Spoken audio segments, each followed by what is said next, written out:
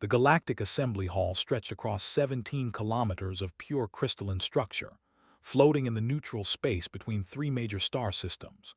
Representatives from 842 species filled the massive chamber, their bodies ranging from gas cloud entities to silicon-based giants. The hall hummed with translation devices, atmospheric regulators, and the quiet whispers of beings who had conquered faster-than-light travel thousands of years before Earth's first mammals walked. At the center of this magnificent structure sat the council ring, where the 12 most powerful civilizations held permanent seats. The Empire occupied the largest throne, their ambassador a 12-foot creature of shimmering scales and ancient wisdom. Next to them sat the Collective, a hive-mind species that had unified three galaxies under their peaceful expansion. The Federation, the Dominion, and 7 other mighty civilizations completed the ring. But one seat remained empty. The 13th seat, carved from the same crystal as the hall itself, had been placed there only 50 Earth years ago. It was smaller than the others, designed for a species that the galaxy had never seen before. The humans. That seat had never been occupied, and today, as the emergency session began, it remained untouched once again. High Chancellor of the Empire rose from his throne, his ancient eyes scanning the assembled delegates. His voice carried across the chamber through neural transmission technology. "We gather today to address the human problem," he announced. "For 50 cycles, the species called humanity has refused to take their seat in this council. They have rejected our authority. They have our laws. They have built their own fleet without permission. This cannot continue." Murmurs spread through the assembly. The Collective spoke as one voice, their words echoing from dozens of bodies simultaneously. "The humans are young. Perhaps they do not understand the honor we offer. Perhaps we should explain again." Ambassador S of the Federation laughed, a sound like grinding stones. "We have explained 17 times. We have sent diplomats. We have offered technology. We have threatened sanctions. The humans simply do not care." Chancellor raised his clawed hand for silence. "Today, we have summoned a human representative. They have finally agreed to send someone to address this assembly. Perhaps now we will understand why this primitive species believes it can stand against the combined might of 800 worlds." The great doors of the assembly hall opened slowly. Every eye, sensor, and consciousness turned to watch. A single human woman walked through those doors. She was average height by human standards, dressed in a simple black uniform with Earth's emblem on her shoulder. Her name was Captain Vance, and she walked alone into a chamber filled with beings who could destroy her world with a single command. She did not bow, she did not kneel. She walked with her head high, her footsteps echoing in the sudden silence. Chancellor watched her approach with ancient curiosity. In his 4,000 years of life, he had seen species tremble before this assembly. He had watched proud warriors fall to their knees. He had witnessed entire civilizations surrender rather than face the council's judgment. This human showed no fear. Captain Vance stopped at the center of the assembly floor, surrounded by representatives of civilizations that had mastered the laws of physics itself. She looked up at the council ring, at the 12 most powerful beings in the known universe, and she smiled. "You wanted to talk," she said simply, "so talk." The assembly erupted in outraged whispers. Such disrespect had never been shown in these halls. Ambassador S slammed his massive fist against his throne. "You dare speak to us this way, human? Your species has existed for barely a cosmic heartbeat. We were building empires when your ancestors were learning to walk upright. Show proper respect." Smile never wavered. "Respect is earned, Ambassador, not demanded." Chancellor leaned forward, his scales catching the light of distant stars. "Captain Vance, we have offered humanity membership in the Galactic Council.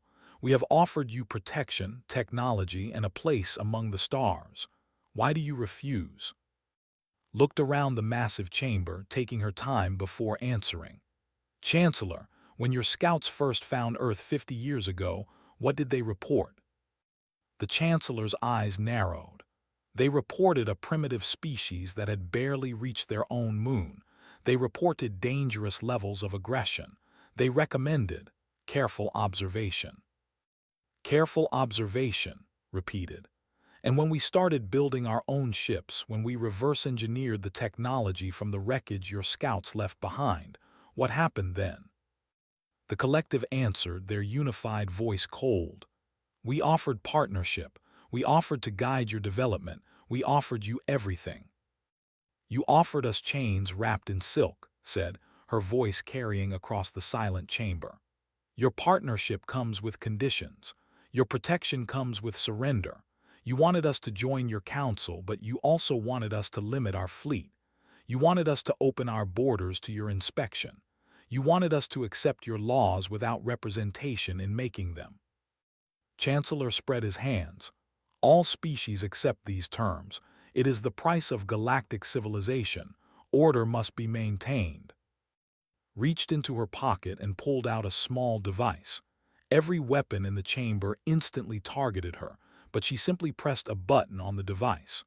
A holographic image appeared above her head, showing Earth hanging in the blackness of space. Let me tell you about my species, Chancellor. 200,000 years ago, we were nothing. Animals struggling to survive on a single planet. We had no claws like the, no hive mind like the, no silicon bodies like the. We were soft, weak, and alone. She pressed another button, and the image changed to show ancient human settlements, then cities, then the first rockets leaving Earth's atmosphere. But we survived. Ice ages that should have killed us, diseases that should have destroyed us, wars that should have ended us. We survived because we are stubborn. We survived because we never give up. We survived because when the universe told us to die, we looked at the universe and said no. The assembly watched in silence as the images continued, showing humanity's progress through the centuries. 50 years ago, your scouts found us. They thought we were primitive. They thought we were no threat. They were wrong. His voice grew harder. In 50 years, we went from barely reaching our moon to building a fleet of 3,000 warships. In 50 years, we learned to bend space and time. In 50 years, we did what took your species millions of years to accomplish. Ambassador S laughed again, but there was nervousness in that sound now. 3,000 ships. The Empire alone commands 50 million. Your fleet is nothing. Turn to face him directly. You are right, Ambassador. Your ships outnumber ours. Your technology is more advanced. Your weapons are more powerful. But let me ask you something. When was the last time any species in this assembly fought a war? Silence answered her question. The collective has not known conflict in 30,000 years. The Empire has not fought a real battle in 50,000. You have all grown comfortable with peace. You have forgotten what it means to fight for survival. She pressed another button on her device and new images appeared. Images of human history. Wars and battles stretching back through all of recorded time. Soldiers fighting in mud and blood. Cities burning. Armies clashing across continents. My species has never known true peace. We have been fighting since we first learned to hold a rock. We have killed more of our own kind than any disaster in your histories, and with every war we learned. We adapted. We got better at the one thing we have always been good at, surviving against impossible odds. Chancellor's voice was quiet now. Is that a threat, Captain? Shook her head. It is a fact, Chancellor. You want us to take that seat. You want us to join your council and follow your rules, but you do not understand what you are asking. Humanity does not bow. We have never bowed. Not to ice ages, not to plagues, not to each other. We certainly will not bow to you. The collective spoke, their voice troubled. Then what do you want, human? War, destruction. I want nothing from you, said simply. We will build our own ships. We will explore our own path. We will make our own mistakes and our own victories. When you respect us as equals, when you are willing to sit with us as partners rather than masters, then perhaps we will talk again. But that seat will remain empty until that day comes. She turned to leave, but Chancellor's voice stopped her. Captain Vance, if you refuse the Council's authority, there will be consequences. We cannot allow a species to exist outside our laws. Looked back over her shoulder, and for the first time there was something dangerous in her eyes. Chancellor, your empire is 50,000 years old. In that time, how many species have you conquered? How many civilizations have you absorbed? How many worlds have you brought under your control through force or diplomacy? The Chancellor did not answer, but his silence was answer enough. My species is 200,000 years old, and we have spent most of that time fighting ourselves. We invented the concept of total war. We built weapons that could destroy our entire world just to maintain balance against our own kind. We have experience in conflict that your species cannot imagine. She turned to face the assembly one final time. You have 50 million ships. We have 3,000. But our 3,000 are crewed by humans who have never known peace. Humans who have learned from 10,000 years of war.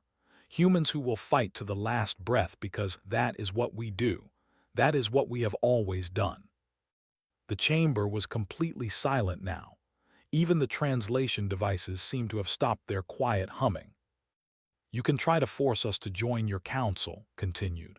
You can send your fleets against Earth, but remember this. Every species you have ever conquered surrendered because they understood they could not win. Humans do not think that way. We do not surrender because the odds are against us. We fight harder. We get more creative. We find ways to win that no one ever expected. She smiled again, but it was a different smile now, the smile of a predator. So the question is not whether you can defeat us, Chancellor. The question is, what will that victory cost you? How many of your ships will burn? How many of your worlds will we reach before you stop us? Are you willing to pay that price just to fill an empty chair? Chancellor stared at her for a long moment. In his 4,000 years of life, he had never met a species like this. A species that looked at overwhelming power and felt no fear. A species that would rather die than submit. The council will discuss your words, he said finally. You may go. Nodded and walked toward the great doors. But before she left, she stopped and looked at the empty seat one more time. That seat was made for us to kneel, she said quietly. We will never sit in it. Build us a new one, one for equals. Then we will talk.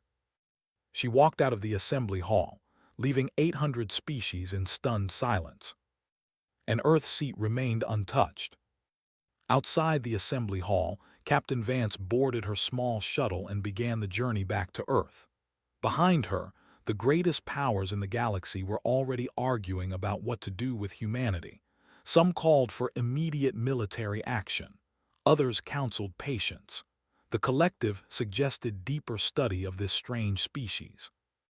But deep in their ancient hearts, every member of that council understood something that they would never admit publicly. They were afraid. Not of human weapons or human ships.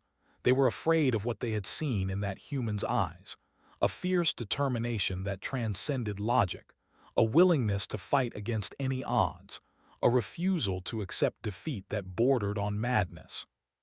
The galaxy had conquered thousands of species, but they had never encountered anything like humanity before.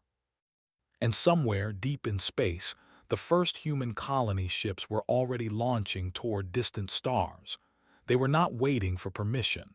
They were not asking for guidance. They were doing what humans had always done. Reaching for the impossible. Because humanity bowed to no one.